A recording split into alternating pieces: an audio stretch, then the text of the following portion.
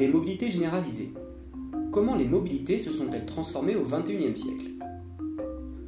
On va maintenant s'intéresser aux enjeux que revêtent les migrations internationales sur les différents espaces. Question numéro 5. Quelles sont les conséquences des migrations pour les pays de départ?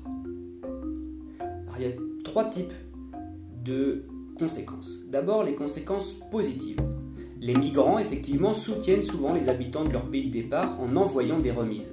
Elles sont ainsi passées de 16 à 17 milliards de dollars en Égypte entre 2016 et 2017. Elles ont stagné vers 7 milliards de dollars au Maroc. Deuxième point, il y a des conséquences qui sont positives et négatives. Les remises, justement, permettent aux familles d'avoir de meilleures conditions de vie matérielles, mais elles ne permettent pas le développement du pays. Troisième point, il y a des conséquences négatives, c'est ce qu'on appelle la fuite des cerveaux. J'ouvre les guillemets. En Algérie, par exemple, 1 partant sur 4 est diplômé. Ceci empêche aussi le développement du pays qui perd sa main-d'œuvre qualifiée. On parle donc de main-d'œuvre qualifiée ou cerveau d'œuvre. Ce ne sont donc pas les plus pauvres qui partent de leur pays d'origine, car ils n'ont pas l'argent nécessaire pour payer le passeur. Ce sont des personnes qui sont un peu plus en haut dans la pyramide sociale. Alors, conséquences. 2 petites choses que j'aimerais ajouter. Premièrement, il ne faut pas oublier qu'on vient de d'énumérer seulement des conséquences socio-économiques. Mais les conséquences des migrations ne sont pas seulement socio-économiques. Il y a aussi des conséquences sociales au niveau démographique. Il y a ainsi un manque d'hommes jeunes dans certains villages du Sénégal, par exemple. Et puis, il y a des conséquences sociales au niveau culturel parce que les sociétés de départ sont déstructurées par le manque d'une partie de la population très très ciblée, par exemple les hommes jeunes. Et puis, deuxième point de critique des documents que vous aviez étudiés, on ne parle des conséquences socio-économiques que dans les pays de départ, mais on devrait aussi s'intéresser aux pays d'arrivée. En effet, n'ayant pas forcément de papier, les migrants n'ont pas de salaire minimum. Ils ne sont pas protégés par le droit du travail et ils constituent donc une main-d'œuvre corvéable à merci. Notons que les conséquences culturelles sont aussi importantes. Kouamé, par exemple, s'installe finalement à Toulouse et s'intègre dans la société française en apprenant d'elle, mais en lui apportant aussi la richesse de sa culture en échange. Donc il y a des flux qui sont en forme d'aller-retour, si vous préférez, entre le pays d'arrivée et le pays de départ. Question 6. Justifie le titre de document. Ça, c'est un exercice qui est relativement intéressant.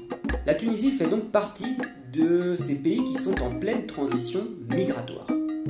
Premier point, elle a longtemps été un pays de départ. Il y a une grande communauté tunisienne en France, par exemple. Deuxième tiret, le pays a été longtemps considéré comme un pays transit, c'est-à-dire pays de passage.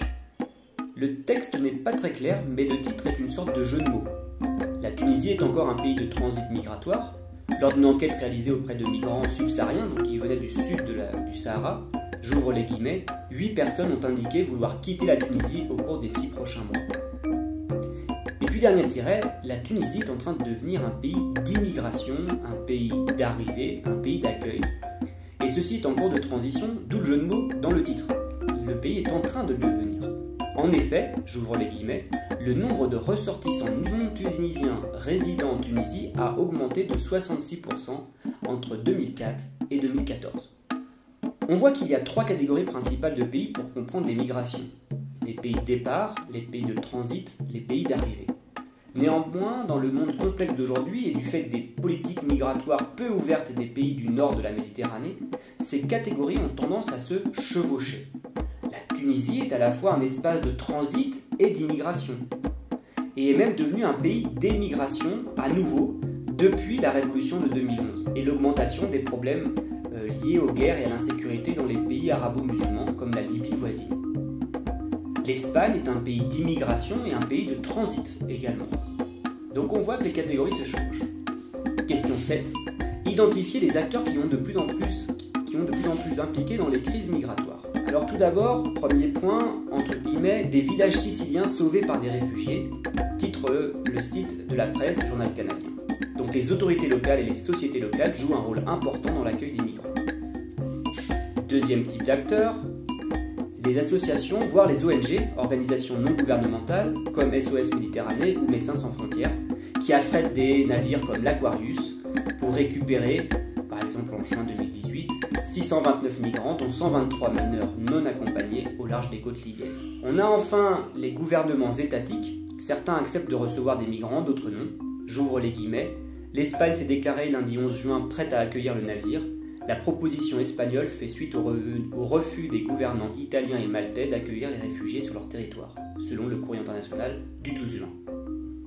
Donc je répète, 3 petits acteurs, les autorités locales et les sociétés locales, les associations et les ONG, les gouvernements étatiques. Question 8. Pourquoi l'accueil des migrants représente-t-il un défi pour l'Europe ? Alors il y a un défi au niveau de l'atténuation des tensions entre les pays européens. On vient de voir le désaccord entre l'Espagne, l'Italie et Malte pour accueillir l'Aquarius. Mais de façon générale, certains pays européens ont des politiques migratoires ouvertes, comme l'Allemagne, alors que d'autres comme l'Italie ont une politique opposée. Or, dans l'espace Schengen, les frontières sont normalement ouvertes, ce qui veut dire qu'une fois entrés dans un pays, les migrants peuvent circuler facilement jusqu'à un autre. À terme, cela peut poser un risque pour l'Union européenne. Certains pays ont même menacé ou ont fait mine de menacer de sortir de l'Union européenne en agitant l'exemple du Royaume-Uni. Deuxième défi, réussir l'intégration des migrants, notamment dans les villages de Sicile, alors que le chef de l'extrême droite, Salvini, est alors membre du gouvernement à Rome, ce qui laisse supposer qu'une partie de la société italienne n'est pas d'accord avec ces villages siciliens qui reçoivent des immigrés. On peut regarder le chapeau de l'article, c'est-à-dire ce petit paragraphe qui est tout en haut de l'article pour comprendre ce que je viens de dire. Ceci est valable pour d'autres pays puisque l'extrême droite monte presque partout en Europe. Il y a un dernier point, un dernier défi, ce sont des flux qui vont continuer d'augmenter pour toutes les raisons avancées dans la première partie de l'étude. Et les tensions vont sans doute monter aussi. On voit des jeunes migrants monter ici sur les barrières de Meila et ils n'en ont pas peur, alors que l'armée peut tirer. La pression va donc aller croissante, surtout que les inégalités économiques, les effets du réchauffement climatique et les guerres se développent malheureusement. Conséquences. On voit ici que les conséquences politiques sont importantes entre l'Union européenne et ses voisins du sud de la Méditerranée, mais aussi entre pays de l'Union européenne. D'abord, les relations sont fort asymétriques entre les pays de la rive nord et ceux de la rive sud de la Méditerranée.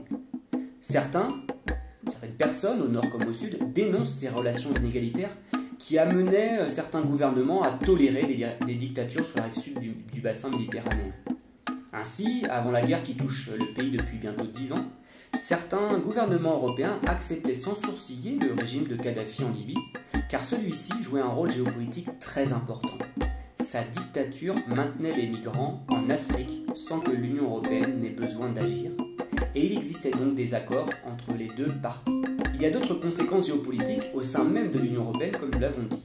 Une des conséquences de la guerre en Libye, c'est que les migrants pouvaient avoir moins difficilement accès à l'Union européenne, notamment en passant par l'Italie. Les Italiens se sont alors plaints du manque de soutien des autres pays européens, et le vote de l'extrême droite xénophobe a continué de monter. Et ce ressentiment du manque de solidarité européenne, ajouté à celui qui concerne le manque de solidarité éprouvé pour régler la crise du coronavirus dans la péninsule, explique sans doute qu'aujourd'hui, la moitié des Italiens, plus de la moitié des Italiens, seraient favorables à une sortie de Rome de l'Union européenne. Conséquence géopolitique importante, puisqu'il s'agit d'un État fondateur de la construction européenne et de la troisième économie continentale. Alors, conclusion de cette deuxième partie de l'étude de cas, comment les migrations internationales se sont transformées au XXIe siècle. On peut dire que les enjeux ne sont pas les mêmes que par le passé. Les migrations revêtent des enjeux socio-économiques très complexes. Les remises aident les personnes restées au pays, mais n'entraînent pas le développement du pays. A l'inverse, il existe une exploitation des travailleurs immigrés sans papier dans les pays d'arrivée. Les migrations internationales jouent donc un rôle non négligeable dans le maintien, voire dans l'accroissement des inégalités entre pays. La question des migrations internationales joue aussi un rôle important au niveau géopolitique entre les pays de l'Union européenne et leurs voisins du Sud, au Maghreb ou à l'Est avec la Turquie, et même entre eux, comme nous venons de le dire. Enfin, les enjeux géopolitiques sont liés à la politique, avec une montée des votes d'extrême droite xénophobes sur la rive nord de la Méditerranée.